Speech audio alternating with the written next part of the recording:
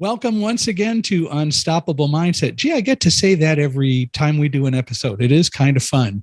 We've now been doing these podcasts since September of last year. They're very enjoyable. And today we get to talk with Kim Clark, who is a conscious communicator, a knowledgeable person dealing with diversity, equity, and inclusion. She is a co-author of a book called The Conscious Communicator, and she'll tell us more about that. And all sorts of other stuff dealing with diversity and so on. We're going to have fun with this because although most of the time when you deal with diversity, especially you don't deal with disabilities, we're going to have to talk about that a little bit and see what kind of fun we can have. But we'll be nice about it, right? Anyway, Kim, welcome to Unstoppable Mindset. It's really a pleasure. Thank you for having me, Michael. And I'm an aspiring conscious communicator. I just want to clarify. I haven't arrived. I'm not enlightened, but I'm farther along than a lot of other people. Is this sort of like when you're a lawyer, you're in a law practice, you're always practicing and you're never really there? I'm a DEI communications practitioner. Yes. So you have a DEI practice or something like that. Yes. Mm-hmm. Communication specifically is my lane. Yes. Well, that's fair. That's fair. We can live with that. Well, I really appreciate you coming on board and looking forward to having a great chat. Let's start like I usually like to do. And again, it's something I've been doing almost from the beginning. And it just seems to me the kind of fun way to lighten the load and start the process. Tell us a little bit about you growing up and sort of where you came from and how you got into this and all that stuff. How's that for a general question for you? I love it, Michael. Thank you very much for helping set the context of how I got to be where I am today. I grew up in a conservative Christian kind of environment from a religious standpoint in Oregon, Washington, and then coming down to California. And I've been in California ever since I was 12 years old, but I'm still an Oregonian at heart. In Oregon, you're either a beaver or a duck.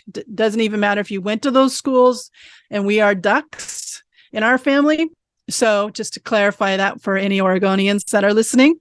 And I had a very interesting coming out in my late 20s.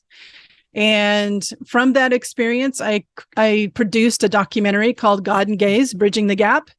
And that was basically putting a face and voice to people who were becoming political pawns at the time and still are. And to talk about the benefits and consequences of coming out.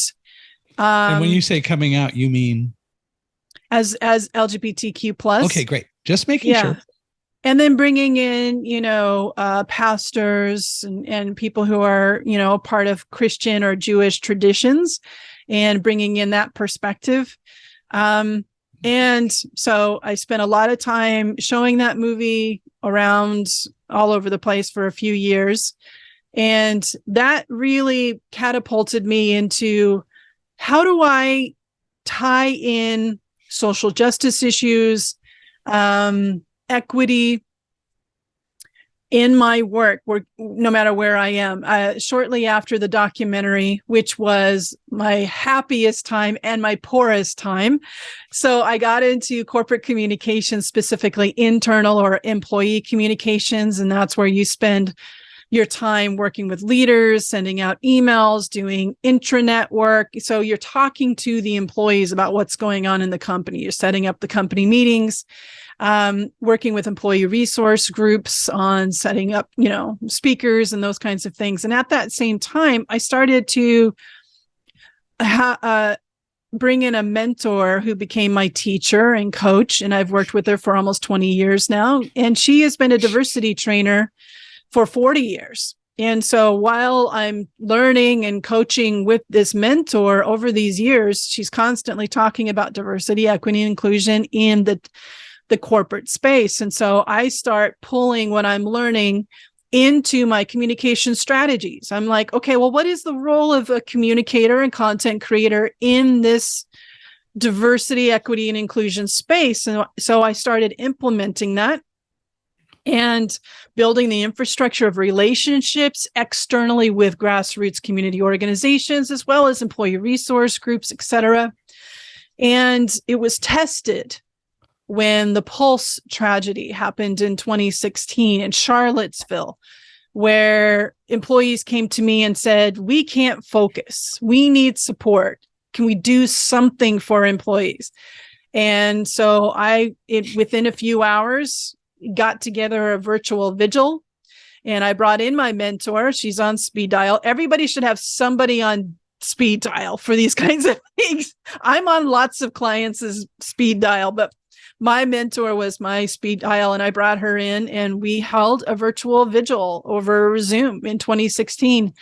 And I saw, without knowing anything like this would ever occur at the time, I saw the importance and the urgency that communicators needed to be in a strong position to handle these kinds of social crisis situations, but also being proactive around diversity, equity, and inclusion communications from a cultural moment like Pride Month, proactively and consistent, strategic, meaningful, transformative versus performative. And I just started going out and talking about it. I did a lot of talks, conferences, speaking opportunities. I did a lot of teaching while I was in-house. And then in 2019, I went out on my own. And that's what I do full-time now, is I help answer what is the role of the communicator and content creator when it comes to diversity and equity and inclusion efforts.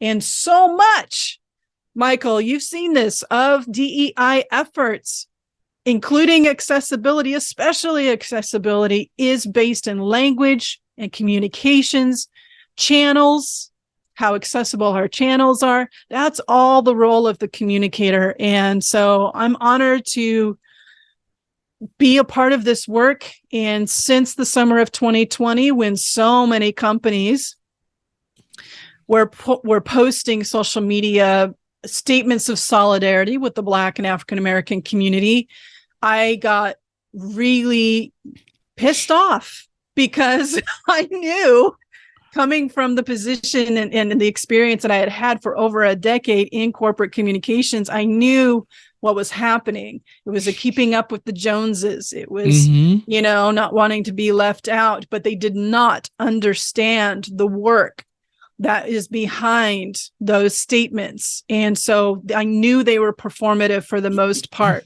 Even with commitments of donations, et cetera, I knew they didn't truly understand and were not equipped and resourced, whether it's from people or funding, to live up to what those statements meant. And so I saw those statements as using communicators, my people, my community, as being performative. That we were being used and we were participating in this performative system.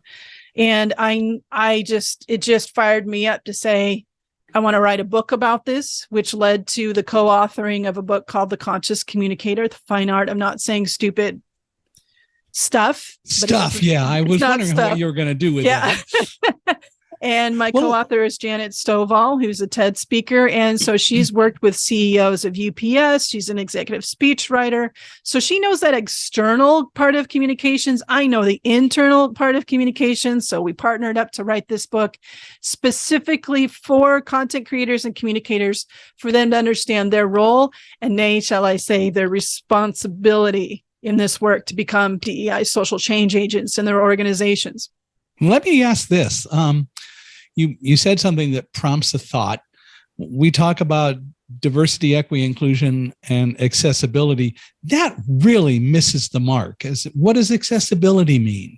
We still don't deal with disabilities.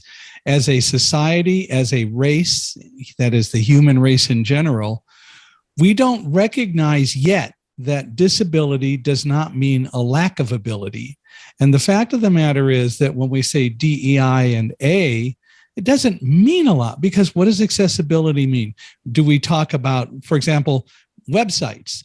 A website can conform, for example, even from a disability standpoint and an accessibility standpoint, it can conform to the guidelines set by the World Wide Web Consortium, the Web Content Accessibility Guidelines, it doesn't make the website usable, even though it conforms. There are things that one can show where that doesn't always happen. Accessibility really misses the mark, because we really got to get to the point, and this is something that someone said a few years ago, a gentleman named Suman Kandugante, who developed a product for blind people called IRA, that he looks forward to the day when accessibility is eliminated from and is not used in the English language or in human language anymore, when we don't deal with that. And the reality is, it's not accessibility.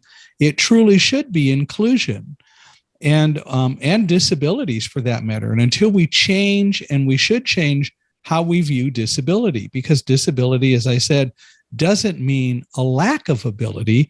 It's a characteristic, pure and simple. And also, it is the second largest minority, if we consider women a minority, although numbers wise, all y'all are a larger group than men, but we'll just go in with the standard typical definition. Persons who happen to have a disability are the second largest minority, and the minority that is absolutely, totally, 100% discussed the least. We didn't discuss at all National Disability Awareness Day here in this country. Earlier this month, we didn't discuss in October National Disability Employment Awareness Month. You don't see it discussed on television. As a minority, although we have a lot of subcharacteristics under it, we don't discuss it. We don't deal with disabilities at all. And I'm not picking on you. I'm making an observation that somehow we have to change the conversation to make that truly happen, and that we truly get included. And that's what I'm curious to see, how we can really change that dynamic and get people to recognize that we're being excluded no matter what anyone says. We're not, the world isn't designed for people with disabilities, including communication channels, right? And that's something that I talk about in my trainings quite often, is the whole idea of the curb cut effect. If you want to talk about and set context for the curb cut effect, and then I'm happy to pile on as far as like what the role of the communicator is. Sure. Go ahead. So the curb cut effect is the idea of, especially if you're in the US, the curbs, sidewalks out in public were cut down very purposefully, and then painted yellow in the middle, and then dots. I don't know what the actual name of the dots are, but there's dots. I think they're called truncated domes, but anyway, go ahead. Okay, thank you. And so they were specifically built for blind, low vision, wheelchair users, etc., people with disability. But here's the thing: the effect of curb cuts, while they were designed specifically for people, with disabilities, the effect is we all benefit. Sure. People who are not wheelchair users, people who are sighted, we all benefit. People with, luggage, people who use canes, who have had strokes, people who have baby carriages, people who are cyclists, who have bikes in all of its forms, people who use carts, who are pulling a wagon, to the park or whatever it is. So everybody is benefiting. Nobody has to step off a curb, at a corner. Except, take a person in a wheelchair who rolls down a ramp and goes over those truncated domes. My wife, who I was married to until she passed away last month, almost 40 years, hated those, as a number of people I know in wheelchairs did, who hate them because they get bounced all over the place. It's like riding over cobblestones. And the other problem is, although some blind people really pushed for them, how much do they benefit blind people if you're truly walking at a fast pace? Your cane, if you're using a cane, may hit the dots, or the strips aren't that wide. You might even go all the way over the dot, the plate of dots, without hitting it. The reality is, we still are missing the point. It's more important that blind people detect the ramp And the dots don't necessarily do a lot to help that for a lot of us. And some people said, well, what about at a subway station to keep you from going off the edge? That's what a cane is for. That's what a dog is for. And the dots may or may not add value. And the plates of dots at a subway platform are not very wide anyway. So I only bring that up to say they were installed and they benefit blind people and so on. Yeah, sort of, kind of. And then you can talk about the curb cut effect in the way where you have some curbs, and there are some places like in Sacramento and other places where it isn't just a curb cut. The sidewalk gradually goes down to the street so that it's really a flat exit from the sidewalk onto the street. So you can't even tell there's a curb cut. Some people could make the case that the dots may help there, and I'm still not convinced of that, having been around Sacramento. There are other mobility tools that we need. But I hear what you're saying. And look, I can make that case in other ways. The phones today, smartphones, have the ability to verbalize what's on the screen and so on, although the companies don't really require, especially Apple with its Apple Police, who supervise whatever goes into the App Store. The app developers are not required to do anything to make their apps accessible or usable by persons with a disability necessarily. But VoiceOver, for example, on the iPhone is there. It's on every iPhone that exists in the world ever since the iPhone 3G. But why is it that we don't see more mainstreaming of using that voice? Why is it that in Teslas, rather than using a touchscreen, people are given more audio inputs? Why is it that people in a vehicle aren't encouraged to use the voice technology, and Apple pushed the voice technology more so that rather than looking to see who calls you, you turn on a voice that allows you to hear without ever discussing with the phone, who is it? But the reality is we're still not being included in the conversations because people say, oh, that was for blind people or for people who can't read the screen. It shouldn't be that way. You know, the electric light's another example. That covers up your disability of being light dependent, but make no mistake, you have a disability. Because if the lights go out, you have a power failure or whatever, the first thing you do is go look for a flashlight. And we've made light technology, light emitting technology, incredibly available to people who can see, but it doesn't change the fact that you still have to use it to cover up a disability. And still, we do that rather than changing the conversation. I love it. I love it. You're of course you're right. And I love learning from you continually. And the whole idea of that curb cut effect is to your point. And there is a difference between intent versus impact, to your point. But the intent is like, okay, if we can design the world more specifically for folks that have been left out of design, we're actually going to get everybody else. But just like the disability movement's mantra from the late 60s, nothing about us without us, which is one of my favorite mottos, which can also be applied to other community situations. We have to work as communicators with people, not about or for people. It has to be in collaboration and co-creative space. It's like, so me as an internal communicator, I can own the channels, but I have to work with folks who are looking for those channels to be more inclusive of their experience. Because the whole point, Michael, of communications and communicators, our whole goal should be connection. Mm-hmm. It should be connection. So if I'm putting out an email or a meeting or an event or a social post and I'm cutting out, like, what's the percentage? I mean, billions of people around the world, I'm cutting out without getting trained and working in collaboration with people who have the answers. They know what needs to be done. We have to listen and we have to do what they say. The according to the CDC, for example, 25% of all persons have a disability of some sort. Now, the challenge is that a lot of the needs and issues that blind people face are different than the issues and needs of a person in a wheelchair, or a person who is dyslexic, or a person who is deaf or hard of hearing. But yet, we all still have the same basic situation, the same basic characteristic, in that we're not included.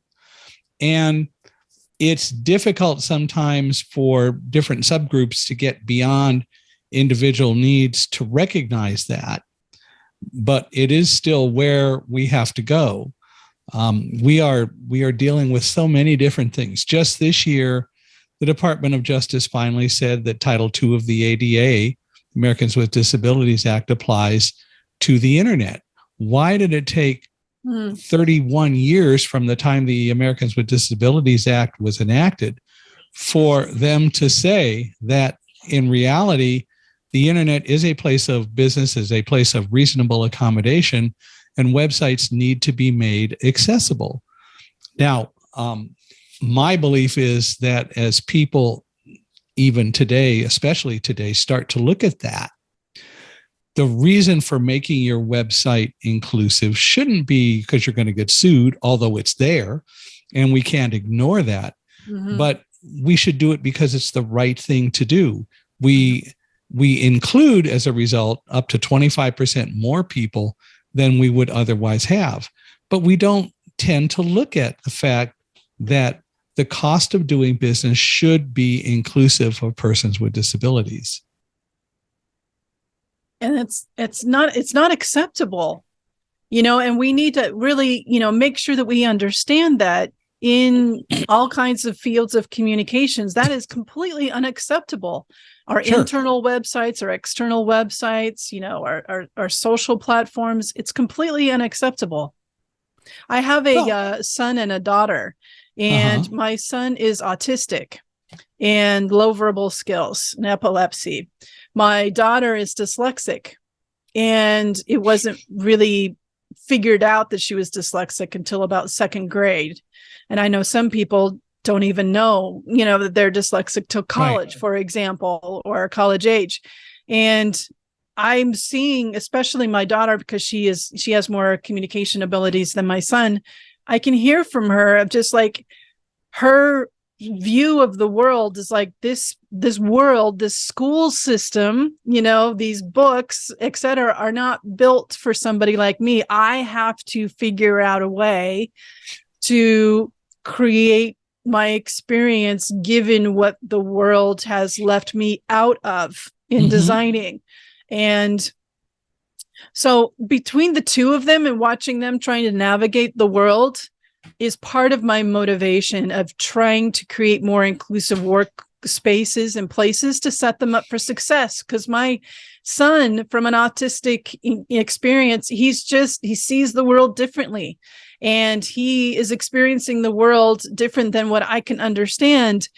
And there is no, to your point, lack of ability with either of them. They are still perfect, whole, and complete.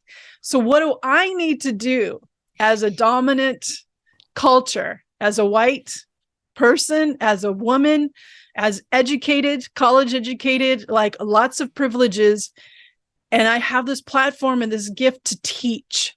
What can I do? What is my role? So I've turned this then to my purpose. This is absolutely my purpose of just like, what does the inclusivity look like? That we need to turn our design paradigms. We have to flip the script.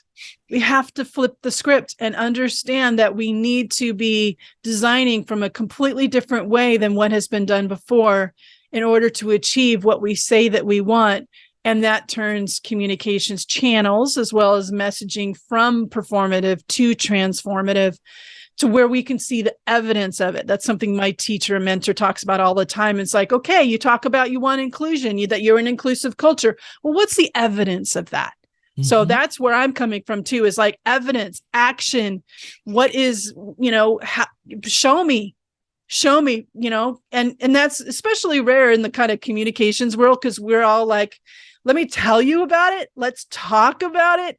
And I'm like, yeah, And there's the say do gap. So you say that you have DEIA, so diversity, equity, inclusion, accessibility. So lots of, companies are adopting that kind of acronym, right, to be inclusive of accessibility.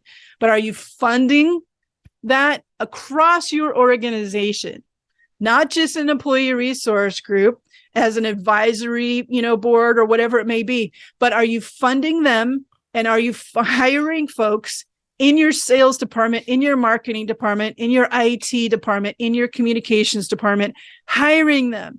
It's, you have to have evidence behind what you say to close that gap between what you say and what you do. And then what you do, we get to say. So it's this nice, relationship, but we've gotten too comfortable with this wide gap, and that's unacceptable.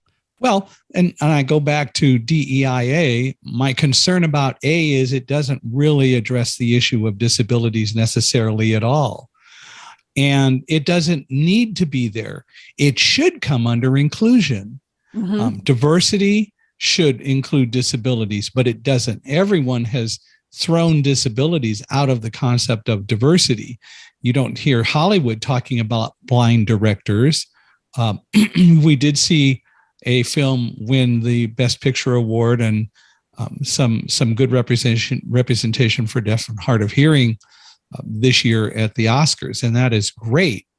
But whether it really changes the dynamic in the long run is another story. And again, if we're going to talk about inclusion, you either are or you're not. And this is my opinion and my definition of it. But you can't say, well, yeah, we include some people. Yeah, we're still working on others. Then you're not inclusive yet. It's a quantum leap as far as I am concerned. I probably am in a minority for saying that, but you know what? Everyone else has screwed up diversity, so I can have my opinion. If we're truly an inclusive society, then there's no need to do anything else about disabilities. It's automatic, but we haven't grown to do that.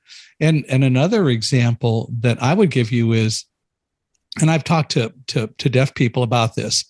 Why is it that persons who are deaf or hard of hearing prefer deaf or hard of hearing and not deaf or hearing impaired? There's a great reason for it. The great reason is because when you start to use hearing impaired, you're still comparing yourself to a person who has what you might call perfect hearing. And the concept of impaired means you're less. We haven't changed that dynamic for blind people. I actually had a discussion with someone in a speech I gave in October because I discussed the concept of blind and visually impaired. And I said, there are two problems with the word visually, or the concept of visually impaired. One, visually, I'm not different simply because I'm blind. Now, there might be something about my particular eyes or anyone's particular eyes, but blindness doesn't cause visual differences. And then you've got impaired. I'm not impaired, and we need to get the language changed. So blind and low vision is the equivalent, I think, to deaf and hard of hearing. And I respect deaf and hard of hearing. And when I had a discussion with someone and I used the words hearing impaired, they explained it. And I said, I absolutely appreciate it. And you're absolutely right. But I think it's just as true for blind and low vision to be adopted. But again, diversity, equity, inclusion, and accessibility doesn't deal with the issue. Not at all. What does accessibility mean? For whom? And so really it's all about, or ought to be all about, inclusion to truly make it something that works. And we need to get society to recognize what inclusion really ought to mean, and then deal with it accordingly. But you had mentioned that you are more of an internal communicator, and you're a co-author of the book, and I want to get to the book, is more involved in external communications. Tell me more about that, if you would. Well, your point is so, I really want people to hear what your point is around this. And a lot of it does come back to language. It comes back to narrative. What are communicators and content creators creating around the term accessibility? How are they defining in their organizations the term inclusion? And how are we doing follow-up communications around the evidence of inclusion? That's all communications. That's why it's so critical for communicators and content creators to truly understand this work. It's not something you just write and throw over the fence, because we're creating the perception, the stereotypes, what is being emphasized and what is being de-emphasized. So we're emphasizing certain parts of inclusion, but we're de-emphasizing, to your point, people with disabilities in inclusion. And we also have to own the paradigm shift around inclusion is less about how do we accommodate others and more about how does the dominant power within our corporate spaces recognize itself and make room, Well, and you're absolutely right. And again, that's why I mentioned the problems and concerns I have with the term accessibility. It's meaningless. It doesn't at all necessarily mean disabilities. We're not putting any true emphasis on that. Someone created that, and they've come up with other terms like differently abled, which is balderdash, because I'm not differently abled. I may use different techniques or special needs. Yeah. I may use different techniques, but so does a left-handed person from a right-handed person. Yes. So does a very short person as opposed to a very tall person. Yes. The reality is that none of that deals with the issue. And to your point, I know that's what communicators really need to do, which is to create that language. And then the real issue is you can communicate it all day long, but how do we get people to accept it? Mm-hmm. And that's the beauty of communications, because we have a responsibility and a superpower and opportunity to drive accountability with our visibility. Visibility drives accountability. So we can shine the light, right? We can focus on those areas where the work really needs to be done and then demonstrate and share out the evidence of that work. So something that I do for clients is inclusive communications guides. And so this kind of shared language within an organization, every organization needs to have an inclusive communications guide. It sits between your employee handbook and your brand guidelines, and it makes it real. It ladders into your diversity, equity, and inclusion efforts when it comes to language. So you're delivering, it's part of your evidence of your DEI work. And in my version of these inclusive communications guides, I have a specific section on people with disabilities. I know you're going to be reviewing my section to ensure that it is accurate, but this whole idea of the language that we use when we are a part of the community, when we're not part of the community, how do we handle those cultural moments and those opportunities with those external, like International Day of Disabilities that we were talking about in October? Like, how do we do storytelling that is authentic and transformative and meaningful? So that's part of the work, which it was part of that motivation of why I did the book, is because we needed to clearly define the role of communications as communicators within nonprofits, corporates, any kind of institutions. Whether communications is in your title officially or not, people managers are communicators. They're communicating to their teams, and they're the least equipped to handle social justice issues, for example. And so that was how I approached Janet Stovall and said, would you write this book with me? Because we need to help communicators come up with a framework to be able to have a strategic conversation on how to be proactive and transformative instead of performative when it comes to inclusion, when it comes to equity and diversity. What do we actually mean by that? And especially handling social justice crisis situations. So what are some of the words or phrases that people, communicators, and others should stop using when it comes to dealing or addressing or referring to persons with disabilities? And what would more inclusive language be like? Well, there's a lot of there are some terms out there that are not like we were talking about special needs. That was a term that the community did not come up for itself. And we find this in a lot of historically marginalized communities as terms, phrases that have been created by people who are not part of the community that has been labeled on communities. And so the Inclusive Communications Guide is created by the communities themselves and the language that they use to identify themselves. And I always go to people who are part of the community to gut check and vet the guides to ensure that it is representative of their experience. And it's driven by terms and explanations that they say for themselves, that they have the mic. It's not something, for the Black and African American community in the US, it's not me for a white person to be saying, this is what we call you in the census from the government status, and it's like, well, or the Latino, Latin community. That is so, the diaspora, just like people with disabilities, it's like the diaspora is so wide. The range of experience is so wide. So, and yet we try to find these labels just to say, as if they're all one people or, people, from Asia. And it's like, do you know how many countries and languages and customs and traditions you're trying to lob into one category? It really erases people. And I think that happens with, people with disabilities community as well. It really erases the variety of experiences and talent and expertise and knowledge that the community comes forth. So now the first kind of step that I've learned from the community is to ensure that we're using language that doesn't demean or reinforce that stereotype and that narrative that disability is a lack, a lesser than, in comparison to someone who can see, for example. But actually reframing and helping people understand everything that you said, it supports everything that you said, is that it's just another experience of the world.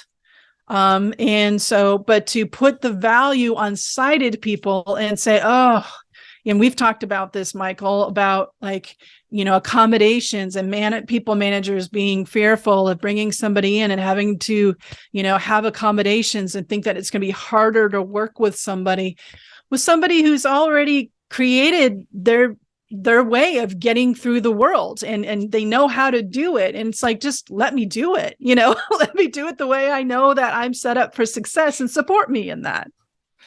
Is there a difference between DEI communications and inclusive communications? Well, diversity is its own thing, equity is its own thing, and inclusion is its own thing, but you can't do one without the other. And there's others like justice, people like to, add, some people like to throw in the J, which, if you use that acronym in a smart way, you come up with Jedi, right? Yeah, there you go. That's kind of cool. That's cool. Yeah. So some people will put inclusion and diversity, so it's basically this declaration or proclamation of where their focus is, and you need all of it, and they're all outcomes as well. So in order for us to have a diverse, equitable, and inclusive workplace, it has to be a part of the process. It doesn't magically happen by continuing to do what we have been doing, and then we get a DEI kind of outcome. We get differences and hit our measurements. That doesn't exist. If you want DEI as a result, it has to be a part of our process. So diversity in all the ways that it shows up, inclusive of people with disabilities and a variety of disabilities, right? And but you have to have that. Like I was talking about earlier, you have to have people with disabilities in your marketing team, in your sales team. They have to be hired and they have to be, retained and grown, right? Listened to, given autonomy and a voice. and that's the role of psychological safety and team environment. So you can get those innovative solutions, but there needs to be equitable standards and systems, access, removing the obstacles, providing whatever kind of, I don't know if you use the word accommodations. Maybe it's just like, this is the kind of setup that I need. So it's, I might have a bad back. So I should have some sort of way that I am set up for success with my workstation. So why, let's set that standard, to your point. Like, this should just be a given on any individual level. So go ahead. And then, so equitable access. So you're removing any kind of barriers. You're setting people up for success. You're compensating people, at equitable levels, promotion, sponsorship opportunities, etc. So you're not holding people back. So equity. And then that inclusion is this ongoing verb. It's an ongoing action. It's minute by minute, moment by moment, paying attention, looking around to say who's not here, who should be here. How are we designing this program? Are we leaving anybody out? Why do I not have representatives from that community as part of this conversation so I can make informed decisions? Why am I not learning more directly from that community so I can be an advocate for them in rooms and spaces where they may not be? So it's this ongoing thing that happens. So when you embed it in your systems and within your teams, and you've got it in your processes, whether it's from an organization as well as your team environment, just how you operate within your team, that impacts the content, the calendar, the impact of your work, the words that you use, the visuals that you choose. And therefore, you're going to start having evidence of that work showing up, which is going to lead to those outcomes. It's interesting to think about all this. And I recognize the value of communications, and what you do is extremely important, but we are not seeing tremendous yet paradigm shifts in attitudes. So for example, I mentioned that in reality, for persons with disabilities, when companies think about us, which they often don't, but when they do, or as the discussions occur, it should be part of the cost of doing business to make an inclusive environment for all. So companies, for example, provide windows for sighted people to look out. They also provide windows to be open to cool or allow heat in or whatever. Companies provide fancy coffee machines to give their employees something that they like, and the companies value providing that stuff to a large degree. Companies provide lights for all of you to be able to see, to walk around, to look at your monitors and so on. In fact, companies provide computers and monitors, and we'll spend a great deal of money doing that. But if a blind person comes in, for example, and says, I need screen reader software to be able to access the computer you provide, immediately resistance goes up. Why? So this is going to be challenging. Yeah. Because we're not yet valued sufficiently. Yeah. And people can say that's not true, but the reality is it is. Otherwise, they would recognize that the cost of doing business ought to include us. Those coffee machines, for example,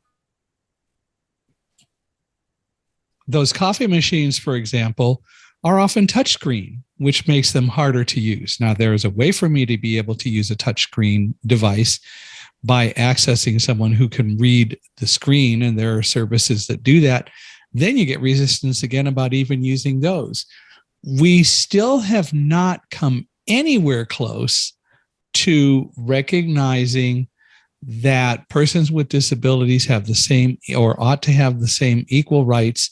Or I think, as Jacobus Tenbrook, the original founder of the National Federation of the Blind, a constitutional law scholar, would put it, we have the same right to live in the world as everyone else. But I don't think that the society has gotten to that point yet. And we can communicate, and what you do helps, but again, it comes down to, how do we truly make a major shift in attitudes? I would say it's the role of the communicator and the content creator. How are we telling their stories? How are we deferring and handing the mic over? What kind of videos are we producing?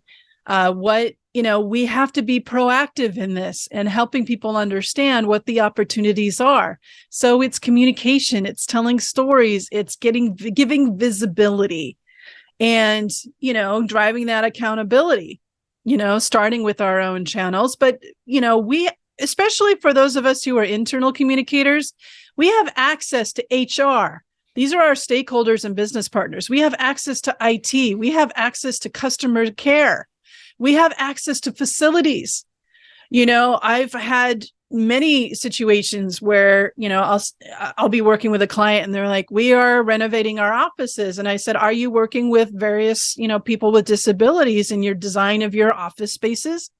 There's racism in how seating charts are decided, in facilities layouts. That's something that has to be addressed.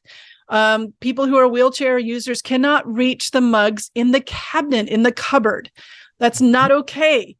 Putting power strips under desks where women with skirts, have to climb underneath the desks in order to plug in their charger, so we have to understand, and there is a wonderful research report that I refer to in the book, the Conscious Communicator book from Korn Ferry, talking about the, kind of design of, they use at first the crash test dummy as the reference, the reference for all, crash tests that do not take into account women's bodies or pregnant people, et cetera. And it spawns out from there, not just in crash tests. But I highly recommend people to read that research report and just talk about this reference man leaves most of us out. Mm-hmm. And so in the design of our facilities, of our seating, the design of our communications channels, how we are communicating, when the words that we're using, the visuals that we're using, that is the power of communications and setting up narratives and setting standards of the shared language and how we are going to address, what we've been so oblivious to dealing with up until this point, the opportunity, the potential of flipping through communications is exponential. Mm-hmm. I was watching the news this morning, and yes, I use the word watch. I have no problem doing that because, as we know from the dictionary, the word to see is in part described as to perceive. It doesn't necessarily mean with the eyes. Anyway, I was watching TV this morning and listening to a report about the Orion spacecraft that was launched, traveled around the moon, came back successfully, really super. And a discussion of the fact that maybe by 2025, we'll have the first woman and or the first person of color to walk on the moon. Why not a person with a disability? Why not a blind person? Why not a person in a wheelchair? Why not a person who happens to be deaf? Why not all three? I haven't seen Jeff Bezos in any of his launches, and I may have missed something, but in the rockets and the people he took into space, I haven't seen that there were any persons with disabilities, and Branson sort of the same way. The fact of the matter is that there is so much yet to be done, and we have and should not take the approach of violence. And I know that has happened with race to a large degree. Look at things like the George Floyd thing, which should never have happened. But at the same time, somewhere along the line, we have to have a major attitudinal shift, and that people need to recognize that we are as valuable. And as you pointed out with the whole curb cut effect, and as I mentioned with voiceover, for example, on the iPhone, it could be such a tremendous tool to aid in so many ways so that people could focus more on watching the road and listening rather than what we do today. But we haven't got there yet. which is truly unfortunate. And I fault paradigms over generations where, people with disabilities have always been among population, but that value of economic viability has taken precedence and priority over human experience and leveraging all the beautiful differences, and taking advantage of the talent and the expertise of however people have come to be. And that's a paradigm shift. It's a story and a stereotype and a narrative that has continued and been unquestioned, which is part of its intent, is to not question it. And that's the paradigm we have to question. I used to teach I still teach at San Jose State University, but a class that I used to teach was going back to my point earlier of what's being emphasized and what is being de-emphasized. So when we are looking at our DEI communication strategy, when we are looking at narrative, we have to be looking at who's been left out historically and question that and say, no, that's unacceptable. That's not how we roll. That's not what we're going to be like moving forward. And truly bringing in that, because one of the things that I constantly have to work communicators through is the tokenizing of folks. So you're mentioning Jeff Bezos hasn't had a wheelchair user in his rockets. I wish he would have. Well, but I would foresee that there could be a tokenization of someone with disabilities for a photo opportunity, for a PR opportunity, right? We fall into that trap as communicators. Like, oh, well, we need to have in this photo, we need somebody, who's different skin color, gay, a woman, those kinds of things. Somebody with disabilities, a physical disability, we need to have physical disability versus neurodiversity, because we can't see that in the images and make our point that we're a diverse group, right? So we end up on the tokenizing side of the spectrum. And we need to provide more understanding and context around the people who are involved in whatever it may be, riding in a rocket. Why? The value that they bring to that experience. So what kind of feedback, what are we going to learn from a wheelchair user who's going up in a rocket? What are we going to learn from that person? Not just from that identity, but all that they can bring to the table of who they are. Right. Until we truly recognize that there is that kind of opportunity and that people who are different than us are not less than us, it will be very difficult for us to move forward, whoever we are. And so I agree with you that the immediate reaction would be tokenism, and that's what we have to avoid. Mm-hmm. But I think we can get there, but it is just a process. And it is something that we really need to do more to make happen. And I do hope we'll get there, but we do have a long way to go. And as I said, what makes it doubly frustrated is disabilities are the second largest minority in our country. And yet it is the most ignored minority by far. And so it is, it's an issue. You mentioned your documentary early on. Is that available where people can see it? It is online that you can rent it for like $1.99 because this was 2006. And, don't judge me for my hair and my clothing choices at that time. But yes, it's online. It's called God and Gays Bridging the Gap. Cool. And I think that I hope people will watch it. I think that will be kind of fun. Well, you wrote a book, and we've talked about it. We've referred to it a bunch. And we've also talked about the fact that you wrote it with someone, but it was a #1 Amazon bestseller, which is really cool. In all 3 formats. So I'm very grateful for people who have been following us all year. In 2022, we launched it in September. But our following just built more and more throughout the year, and they really showed up on the day that we launched it. And we are so, so grateful. And it continues to show up around the world. People writing me and my co-author, Janet Stovall, with This is what I'm doing with it. I heard from a graduate student who has said, I've come up with an assignment for the class I'm teaching based on your book, which is wonderful because as a San Jose State University lecturer over the last 20 years, I am building a course based on the book for your universities, colleges, and junior colleges to have a course that's actually, I'm going to be teaching a version of it, but I'm also going to make it available for educators. So it's available for corporate communicators currently now, anyone who does any kind of content creation, also people managers. It is very helpful. Can an individual take what the depth model, DEPTH, that's our framework. That's kind of the secret sauce of the book. Can they apply it to themselves? Absolutely. Absolutely. But we are making it available as well to universities because we want communicators who are coming up, not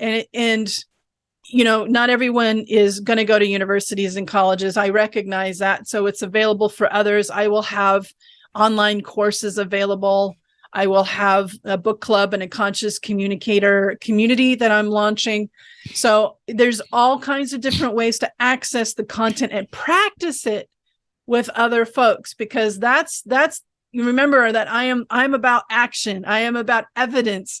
So this, everything that I'm going to be rolling out, aligned with the book, but also within the course, etc., is all about accessing the content, practicing it together, and being in a community that is being very intentional about this work.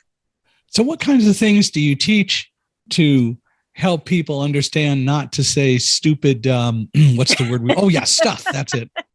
That is not really what you wrote for the original title, but it serves the purpose here. No, yeah. And that shows like the conscious communicator part of the title, that was me. And then Janet had the second half, the fine art of not saying stupid stuff. And if people are wondering what we're laughing about, the actual first two letters are SH, and we'll leave the rest alone. Yeah, there you go. It has an asterisk in there just to be family friendly. That's right. Absolutely. But yeah, so it's been the kind of things that I'm most asked to speak about. I do workshops as well, but I do a lot of speaking engagements and consulting. Specifically around the most popular topic is from unconscious bias to conscious communication. So it's that the role of unconscious bias in that impact of bias in our communications, which can end up showing up like performative communications. It ends up looking like microaggressions. And so understanding allyship and advocacy as a communicator and content creator, what's our role there? There's also a concept called majority coding, CODING, coding. And that is about making sure that the dominant narrative is sussed out from our communication. So we are not reinforcing status quo unintentionally. Where do we disrupt that status quo in our narrative? To the points that we've made over and over again, during our talk today, being disruptive in that. And so cultural appropriation. When we're supporting events and we have pictures of employees with culturally appropriated attire during Cinco de Mayo or Native American Heritage Month, really making sure that we're educating our employees, that we are, not reinforcing any kind of negative stereotypes around particular communities. So that's where we start, Michael. That's just all that I just said is where we start. So this is a practical application kind of lab experience whenever I do speaking as well as workshops. And then there's the whole work around the book itself of the depth model, DEPTH. What does that stand for? So depth, the whole point is, you'll see this on the cover of the book, is helping communicators bring depth to their organizations. Is depth an acronym though? It is. D is for deliberate. E is for educated. T is for tailored. I'm sorry, I forgot the P. P is for purposeful. T is for tailored. And H is for habitual. So it's a framework to be strategic and proactive. So you're no longer knee-jerk reactions when a social justice, issue happens. You have the infrastructure, you have the relationships, you have your content, you have the people in place, you have the funding, you have everything that you need to be proactive. And we tackle things like, let's literally talk about PACs, political action committees, and what the companies that we work for are giving money to legislation. People will say, let's leave politics out of the workplace. Well, I'm sorry, but when is that going to start? That we need to talk about that. We need to have that kind of exposure to understand that companies are entirely making so many business decisions based on political situations, legislative support, tax, benefits. That's why, moving people to Texas and they're like, oh my God, Roe v. Wade, that kind of thing. So we have to talk about those kinds of things and help communicators understand where the system has been designed to be performative. That's what we're hired for, rewarded, and recognized for, and how to disrupt it. And what do we need to do to go backwards into the systems and processes to ensure that we're actually transformative? And that's what we're rewarded and recognized for, to help, because there's no doubt in my mind and thousands of other people's minds that DEI is the transformation of the business going on right now. And if you do not do this as a business, you will be irrelevant within the next 5 years. Just like digital transformation, if you didn't get on board, you're not here anymore. The same thing is happening with DEI, and we need to understand this is a strategic business transformation of the business, and communicators play an exceptionally important role in this work. I was talking to some people yesterday about podcasts, and they're people roughly my age. And so I'm 72. I admit it, right? And they said, we've never listened to podcasts. Tell us about podcasts. And, we're kind of old. We don't deal with that technology. And my immediate reaction was, that's a great excuse, but why do you put up the barrier to make it more difficult than it needs to be? And by the time we were done, they were going to go off and listen to Unstoppable Mindset, which I'm perfectly happy about. Everybody should. But everybody should. Yes, that's right. But the reality is that we all need to practice keeping up, and it challenges our minds when we work at keeping up with whatever it is, whether it's podcasts and doing something like this or just dealing with iPhones. I know any number of blind people who I see on lists who say, I need someone to tell me how to use this or use this iPhone or use this technology. But what they don't do is go research it. They don't go look for it themselves and do more to stretch and grow by learning to do it. Now, I understand there come times when it's necessary to have some help, because a lot of times when I go research how to do something, when I go search for it on, say, Google, I see links to tons of videos, and I ignore the videos mostly because they don't describe very well what they're doing in the video, and they don't give me information. It's an easy way, but it doesn't really help everything. So I go past the videos to get to the other information stuff. And most of the time I can find enough information to tell me what I need to know. But we really work as a society at being often too lazy and not learning to research and not learning to keep ourselves constantly growing. When my wife passed away, the first thing, or one of the things I started to say is, I have to move on. And it took me a few days to realize why I was uncomfortable saying that. And the reason I'm uncomfortable saying it is because I'm not moving on. She's with me. She'll continue to be with me, but I will move forward. And we should all move forward. We should always work to move forward. Wow. Thank you for sharing that. And absolutely, there's chatter amongst the DEI practitioner world that talks about, all right, well, if you learned how to use a phone because you feel like you have to, and there's so many other experiences that we can refer to in addition to the phone, being racist or sexist or, et cetera, ableist, it's just a matter of just doing it. Just do it. If you can learn a phone, you can learn to be anti-racist.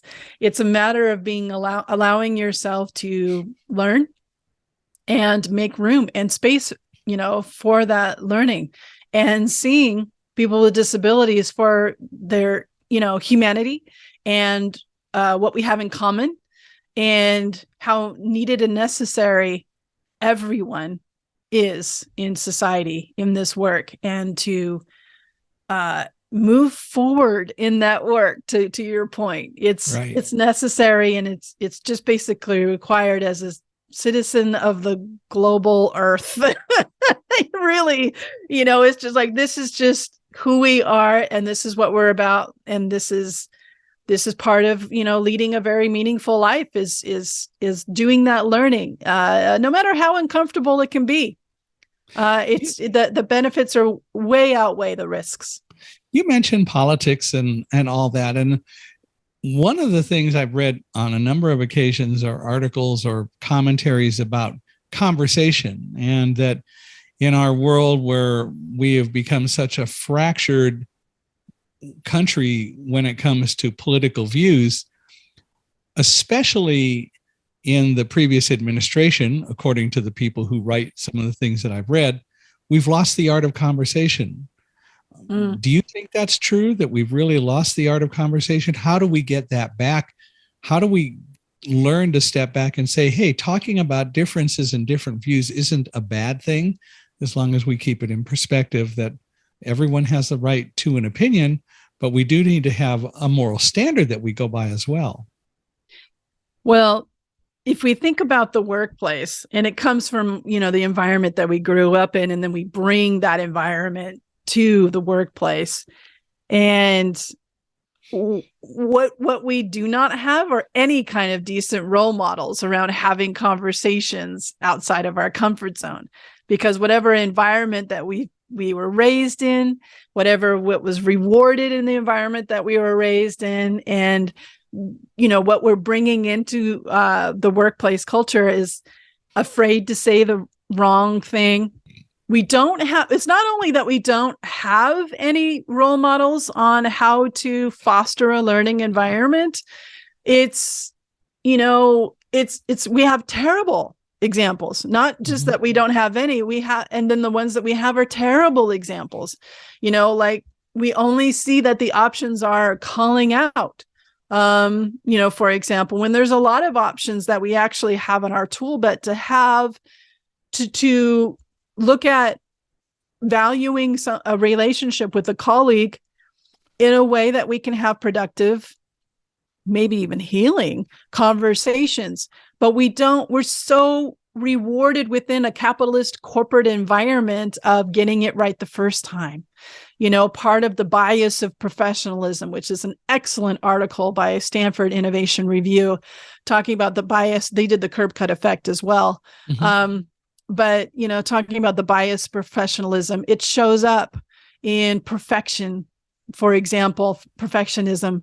And so there's this status quo that is in the subtext of our corporate cultures that actually prohibits the learning capacity, the curiosity, the willingness, the permission to explore these conversations amongst colleagues in a healthy, productive way. So first order of business, go do your own research. Don't lean on somebody. Like, I shouldn't be only tapping into you on things that I could Google, right? But do I want to hear about your specific experience and how communications and channels could be, connect more with you? Yes, I do want that input. But are there things that I could go and learn on my own? Absolutely. Now, but I have to check myself and make sure that I'm in a place of listening and learning, and that I shut the crap up, and that it's not that I'm in that place of humility and valuing your specific experience. But, I'm not rewarded for that in a corporate environment. I'm rewarded for having all the answers, for getting it right the first time, for being extroverted, for, pushing things and making things go fast and least resistance, allowing bias to inform my decision making. And, we'll fix it later, or, okay, well, it doesn't work for, blind folks, but, we'll do that in the next round. And then we never get to it because our budget got cut. Right. So it's like, these are the things that we need to challenge and understand that we don't have role models, and we have terrible role models. And so looking at what that bias of professionalism is actually keeping us oblivious and keeping us from growing beyond what has been allowed before, to the point of really honoring and learning and keeping our egos in check. That's really key in order for us to foster that learning environment, especially in the workplace, so we can begin to do the real work.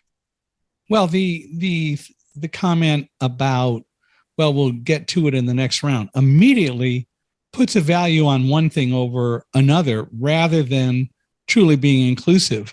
And, as far as this whole concept of, we have our role models, whatever they are, we have our own experiences and so on. I feel so blessed with doing this podcast, because I get to hear a lot of different viewpoints, and brought that on myself. But every person I get to talk with has educated me and has taught me things, and I've changed some of my views and my language.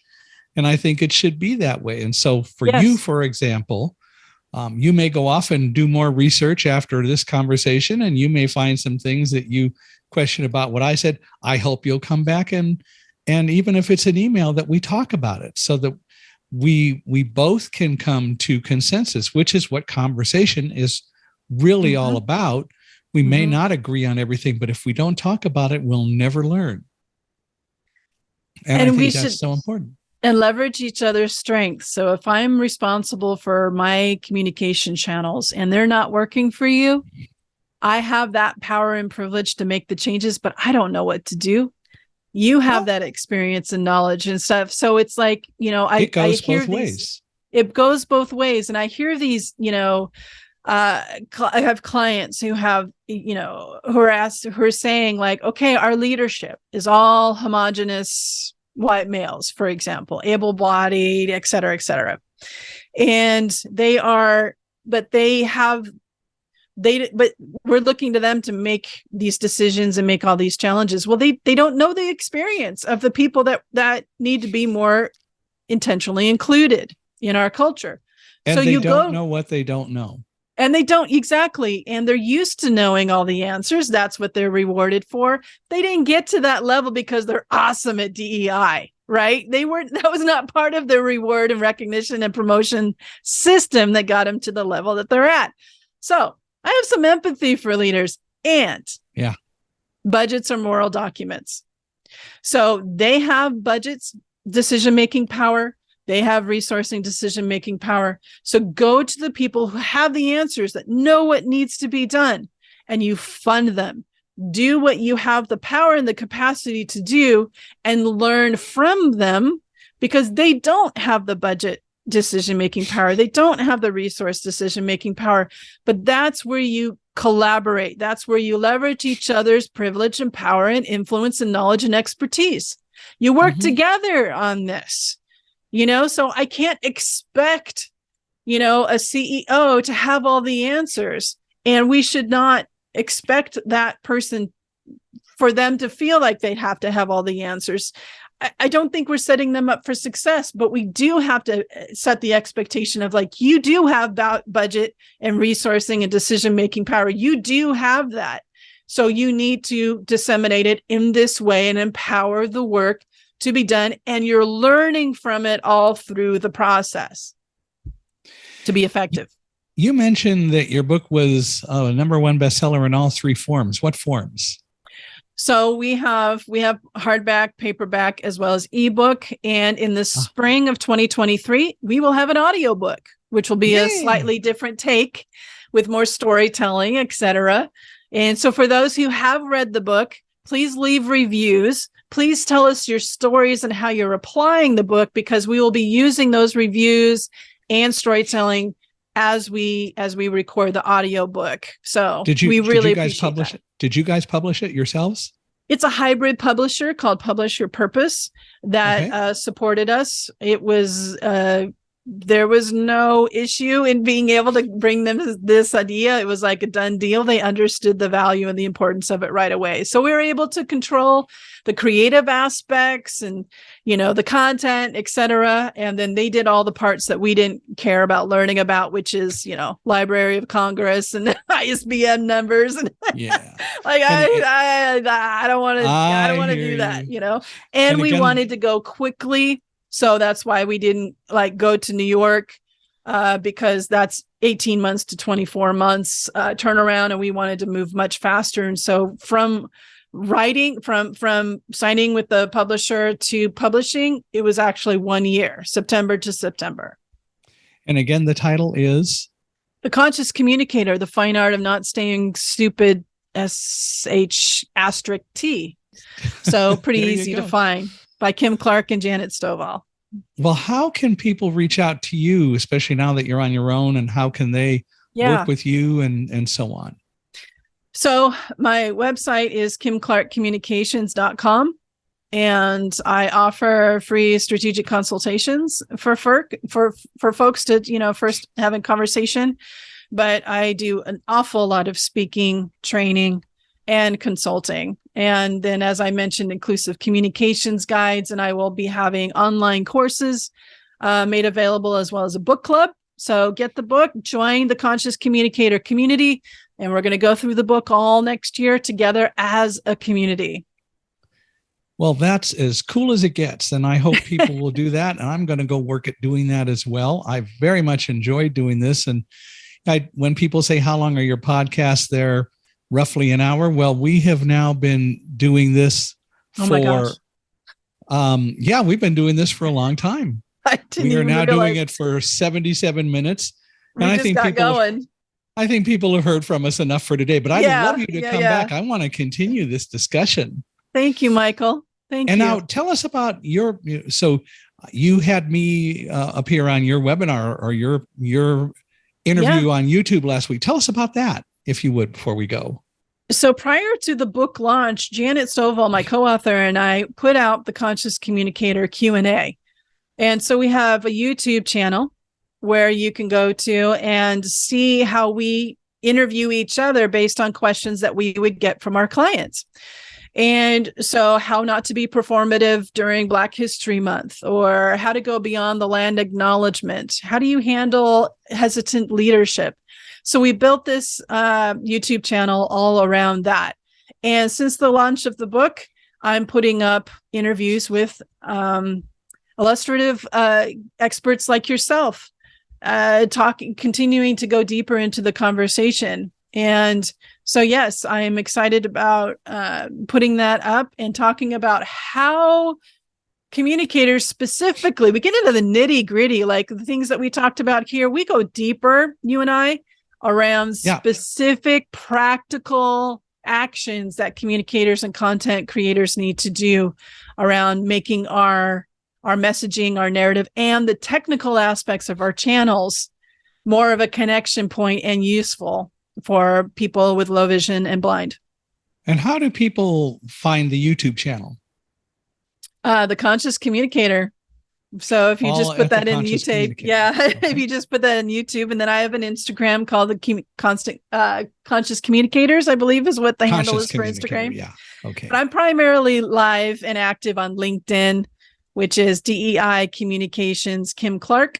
And as well as my co-author, Janet Stovall, she's mostly active on LinkedIn and Instagram as well.